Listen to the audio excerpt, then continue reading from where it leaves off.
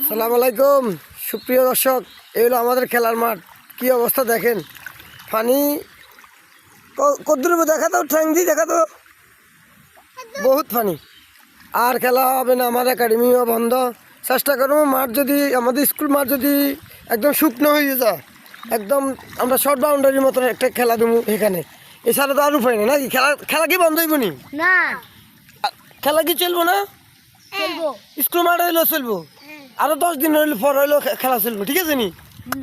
ঠিক আছে নি? হ্যাঁ, খেলা খেলার জন্য কি ভালো লাগে না খারাপ লাগে?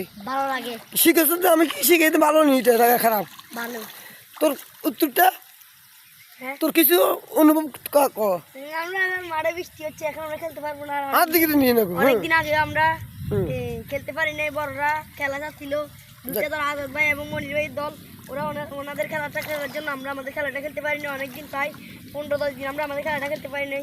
ভবিষ্যতে যদি স্কুলের মাঠটা যদি শুকিয়ে যায় তাহলে আমরা ওখানে খেলবো, আর যদি এখানে প্রায় যদি 15-10 দিন পরে যদি এই মাঠটা শুকিয়ে যায় তাহলে আমরা এখানেও খেলবো। ওকে, থ্যাংক ইউ। তোর কোনো উত্তর আছে নি?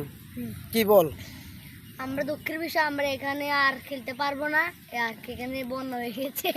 একাডেমি বন্ধ হয়ে গেছে, এটা ঠিক বৃষ্টির পানির কারণে। আমরা দেখি চেষ্টা করি যদি স্কুল মাঠে খেলা দিতে পারি, আমরা শর্ট বাউন্ডারি দেবো, শুধু সিঙ্গেল রান।